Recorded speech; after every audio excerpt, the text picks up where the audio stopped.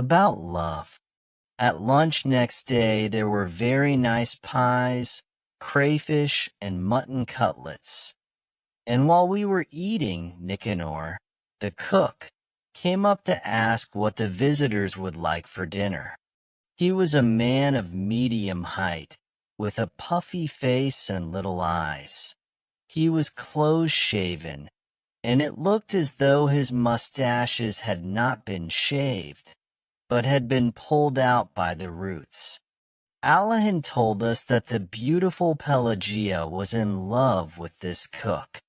As he drank and was of a violent character, she did not want to marry him, but was willing to live with him without.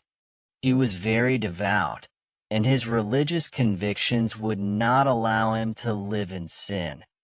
He insisted on her marrying him and would consent to nothing else. And when he was drunk, he used to abuse her and even beat her. Whenever he got drunk, she used to hide upstairs and sob, and on such occasions Allahan and the servants stayed in the house to be ready to defend her in case of necessity. We began talking about love. How love is born, said Allahan. Why Pelagia does not love somebody more like herself in her spiritual and external qualities, and why she fell in love with Nicanor, that ugly snout. We all call him the Snout. How far questions of personal happiness are of consequence in love. All that is known. One can take what view one likes of it. So far, only one incontestable truth has been uttered about love. This is a great mystery. Everything else that has been written or said about love is not a conclusion, but only a statement of questions which have remained unanswered.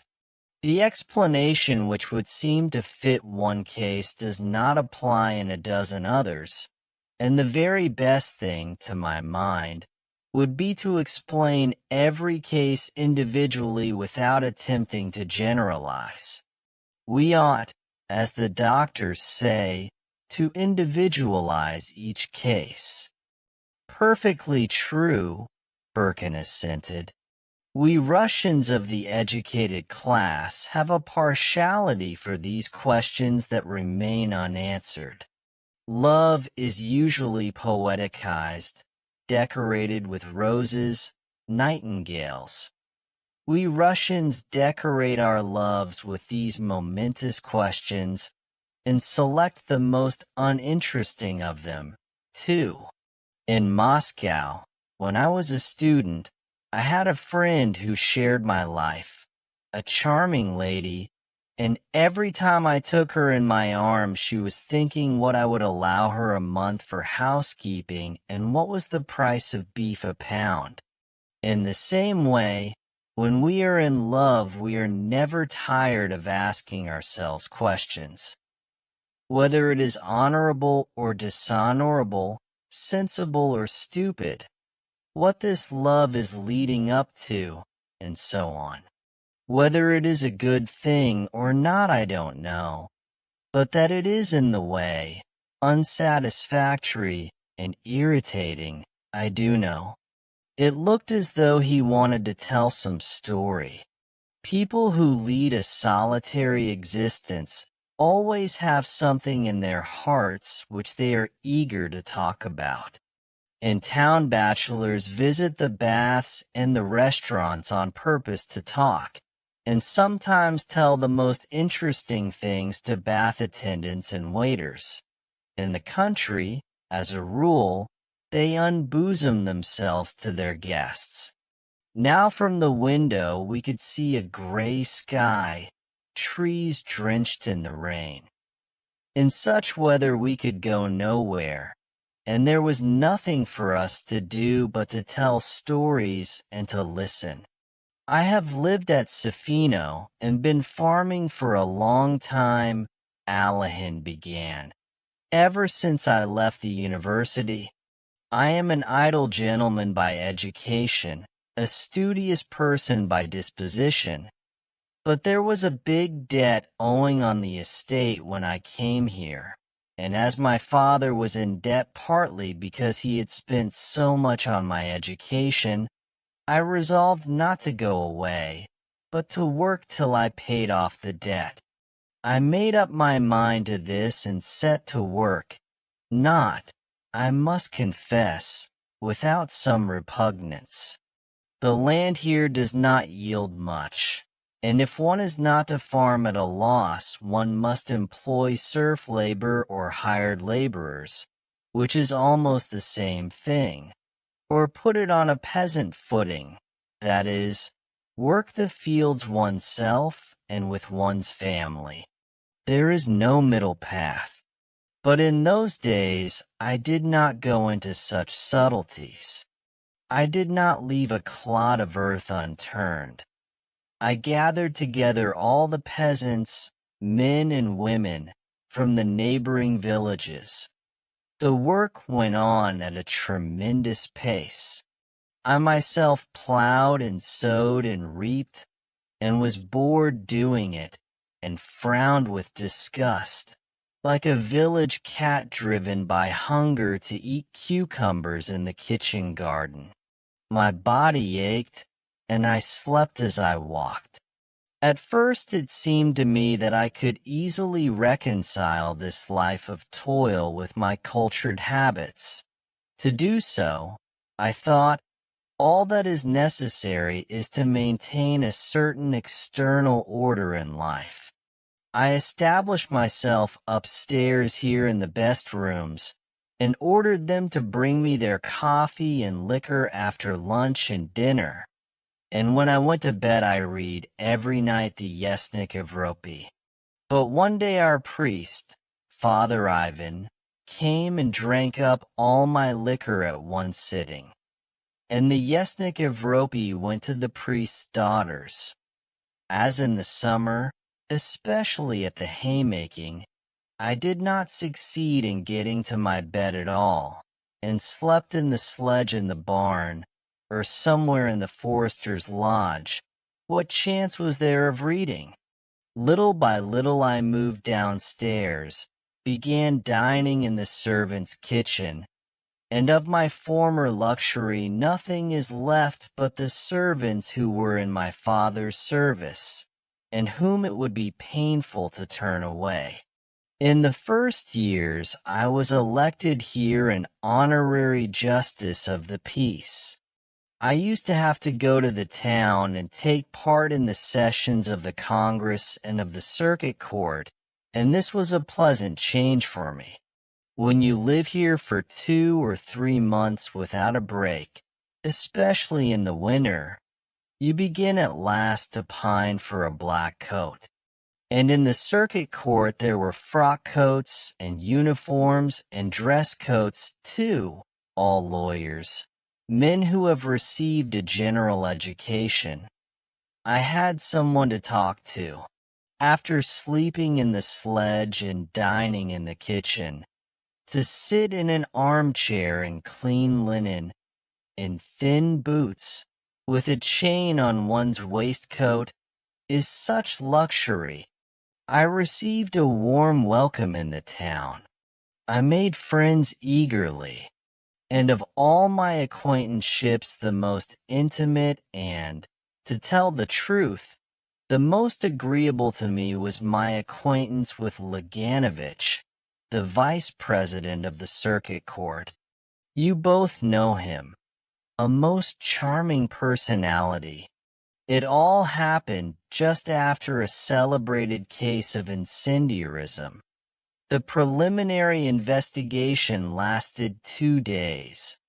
We were exhausted. Leganovich looked at me and said, "Look here, come round to dinner with me." This was unexpected, as I knew Leganovich very little, only officially, and I had never been to his house. I only just went to my hotel room to change, and went off to dinner. And here it was my lot to meet Anna Alexeyevna, Leganovich's wife. At that time, she was still very young, not more than 22, and her first baby had been born just 6 months before. It is all a thing of the past, and now I should find it difficult to define what there was so exceptional in her, what it was in her attracted me so much. At the time, at dinner, it was all perfectly clear to me. I saw a lovely young, good, intelligent, fascinating woman, such as I had never met before, and I felt her at once someone close and already familiar, as though that face, those cordial, intelligent eyes, I had seen somewhere in my childhood, in the album which lay on my mother's chest of drawers. For Jews were charged with being incendiaries, were regarded as a gang of robbers, and, to my mind, quite groundlessly. At dinner I was very much excited. I was uncomfortable, and I don't know what I said, but Anna Alexyevna kept shaking her head and saying to her husband, "Dmitri, how is this?" Laganovich is a good-natured man, one of those simple-hearted people who firmly maintain the opinion that once a man is charged before a court he is guilty, and to express doubt of the correctness of a sentence cannot be done except in legal form on paper, and not at dinner and in private conversation. "You and I did not set fire to the place," he said softly, "and you see we are not condemned and not in prison." And both husband and wife tried to make me eat and drink as much as possible. From some trifling details, from the way they made the coffee together, for instance, and from the way they understood each other at half a word, I could gather that they lived in harmony and comfort, and that they were glad of a visitor. After dinner, they played a duet on the piano. Then it got dark, and I went home. That was at the beginning of spring. After that, I spent the whole summer at Sofino without a break, and I had no time to think of the town, either. But the memory of the graceful, fair-haired woman remained in my mind all those days. I did not think of her, but it was as though her light shadow were lying on my heart. In the late autumn, there was a theatrical performance for some charitable object in the town. I went into the governor's box. I was invited to go there in the interval. I looked, and there was Anna Alexyevna sitting beside the governor's wife. And again the same irresistible, thrilling impression of beauty and sweet, caressing eyes, and again the same feeling of nearness. We sat side by side, then went to the foyer. "You've grown thinner," she said. "Have you been ill?" "Yes, I've had rheumatism in my shoulder, and in rainy weather I can't sleep." "You look dispirited.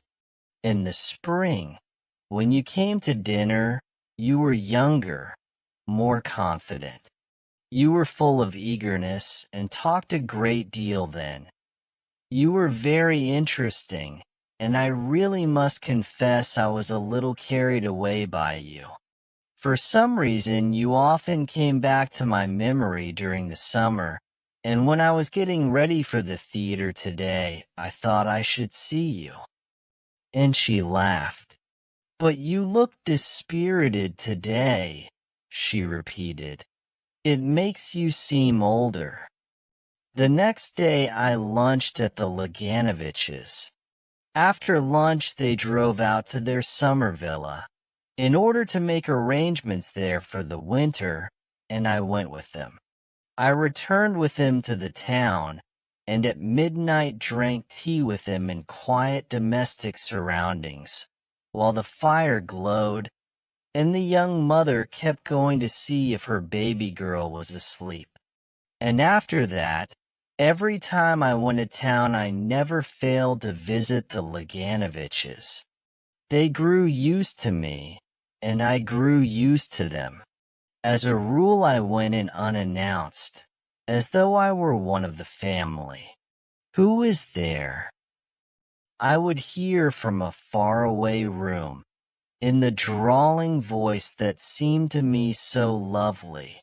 "It is Pavel Konstantinovitch," answered the maid or the nurse. Anna Alexeyevna would come out to me with an anxious face and would ask every time, "Why is it so long since you have been? Has anything happened?" Her eyes, the elegant, refined hand she gave me, her indoor dress, the way she did her hair, her voice, her step, always produced the same impression on me of something new and extraordinary in my life, and very important. We talked together for hours, were silent, thinking each our own thoughts, or she played for hours to me on the piano. If there were no one at home, I stayed and waited, talked to the nurse, played with the child, or lay on the sofa in the study and read.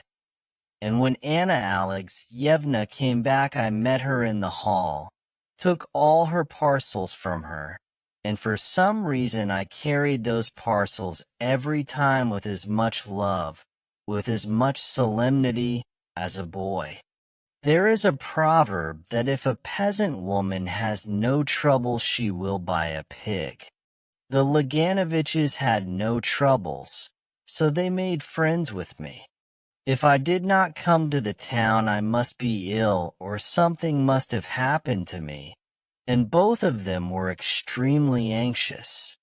They were worried that I, an educated man with a knowledge of languages, should, instead of devoting myself to science or literary work, live in the country, rush round like a squirrel in a rage, work hard with never a penny to show for it. They fancied that I was unhappy, and that I only talked, laughed, and ate to conceal my sufferings. And even at cheerful moments when I felt happy, I was aware of their searching eyes fixed upon me. They were particularly touching when I really was depressed, when I was being worried by some creditor, or had not money enough to pay interest on the proper day. The two of them, husband and wife, would whisper together at the window. Then he would come to me and say with a grave face, "If you really are in need of money at the moment, Pavel Konstantinovitch, my wife and I beg you not to hesitate to borrow from us." And he would blush to his ears with emotion. And it would happen that, after whispering in the same way at the window, he would come up to me with red ears and say, "My wife and I earnestly beg you to accept this present." And he would give me studs, a cigar case, or a lamp, and I would send them game, butter, and flowers from the country. They both, by the way, had considerable means of their own. In early days I often borrowed money, and was not very particular about it, borrowed wherever I could, but nothing in the world would have induced me to borrow from the Laganoviches. But why talk of it? I was unhappy. At home, in the fields, in the barn, I thought of her. I tried to understand the mystery of a beautiful, intelligent young woman's marrying someone so uninteresting, almost an old man. Her husband was over 40, and having children by him. To understand the mystery of this uninteresting, good, simple-hearted man who argued with such wearisome good sense at balls and evening parties kept near the more solid people, looking listless and superfluous, with a submissive, uninterested expression, as though he had been brought there for sale, who yet believed in his right to be happy, to have children by her. And I kept trying to understand why she had met him first and not me, and why such a terrible mistake in our lives need have happened. And when I went to the town, I saw every time from her eyes that she was expecting me, and she would confess to me herself that she had had a peculiar feeling all that day, and had guessed that I should come. We talked a long time, and were silent, yet we did not confess our love to each other, but timidly and jealously concealed it. We were afraid of everything that might reveal our secret to ourselves.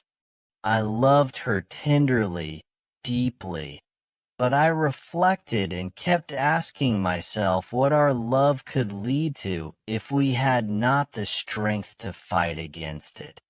It seemed to be incredible that my gentle, sad love could all at once coarsely break up the even tenor of the life of her husband, her children, and all the household in which I was so loved and trusted. Would it be honorable? She would go away with me. But where? Where could I take her? It would have been a different matter if I had had a beautiful, interesting life.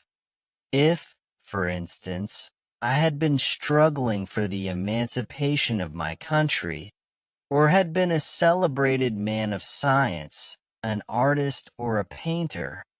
But as it was, it would mean taking her from one everyday humdrum life to another as humdrum, or perhaps more so.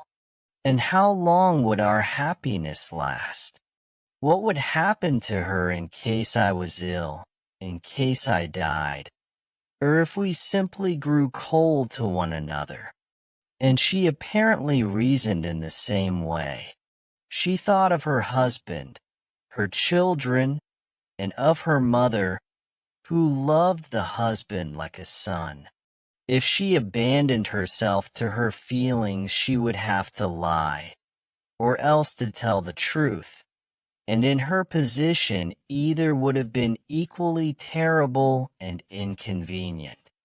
And she was tormented by the question whether her love would bring me happiness. Would she not complicate my life, which, as it was hard enough and full of all sorts of trouble? She fancied she was not young enough for me, that she was not industrious nor energetic enough to begin a new life, and she often talked to her husband of the importance of my marrying a girl of intelligence and merit who would be a capable housewife and a help to me, and she would immediately add that it would be difficult to find such a girl in the whole town.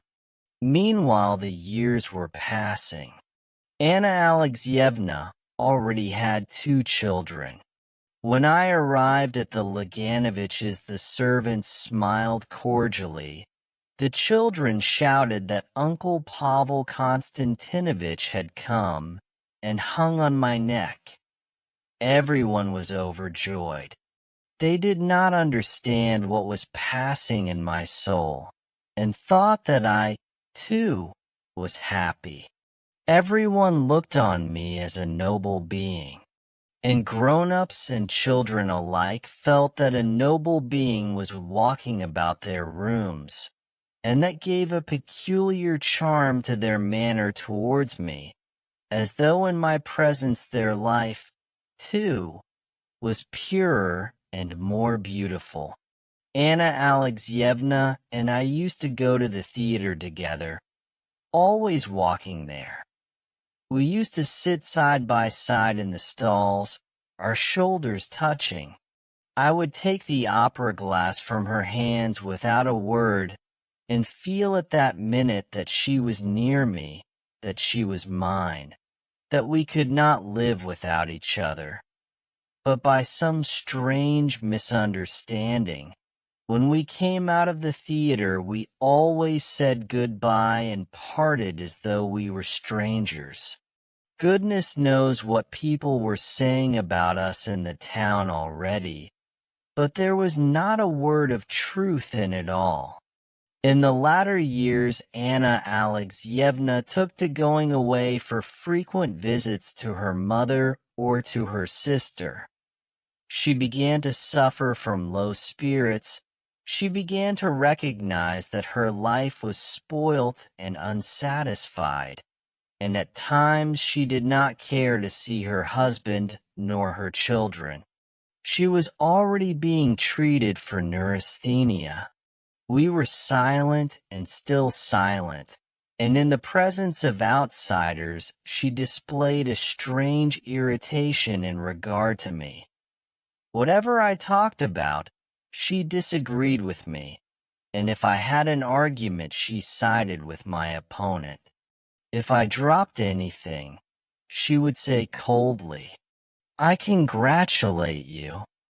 If I forgot to take the opera glass when we were going to the theater, she would say afterwards, "I knew you would forget it."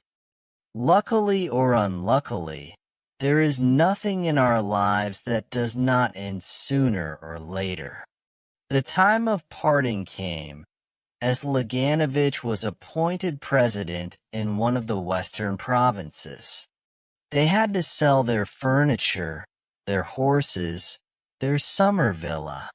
When they drove out to the villa and afterwards looked back as they were going away, to look for the last time at the garden, at the green roof, everyone was sad, and I realized that I had to say goodbye not only to the villa. It was arranged that at the end of August we should see Anna Alexeyevna off to the Crimea, where the doctors were sending her, and that a little later Laganovich and the children would set off for the western province. We were a great crowd to see Anna Alexeyevna off.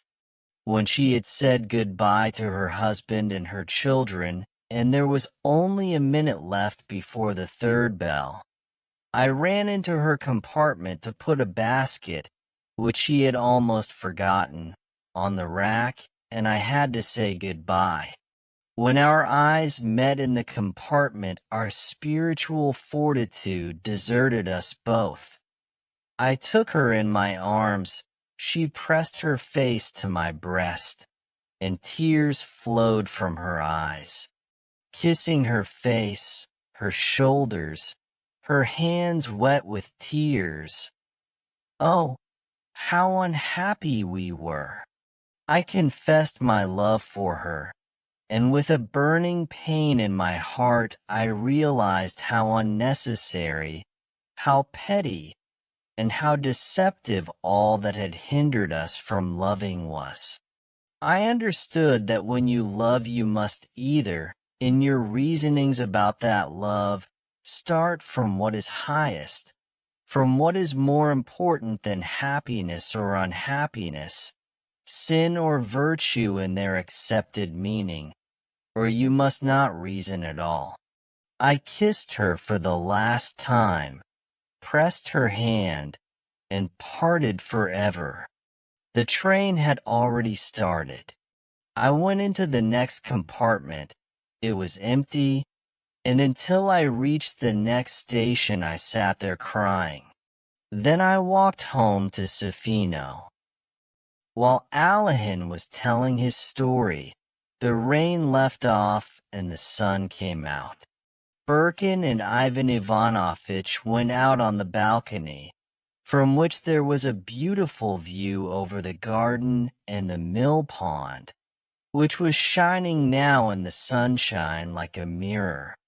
They admired it, and at the same time they were sorry that this man with the kind, clever eyes, who had told them this story with such genuine feeling, should be rushing round and round this huge estate like a squirrel on a wheel instead of devoting himself to science or something else which would have made his life more pleasant.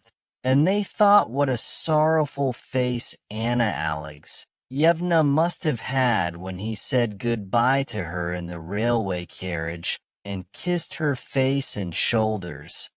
Both of them had met her in the town, and Birkin knew her and thought her beautiful.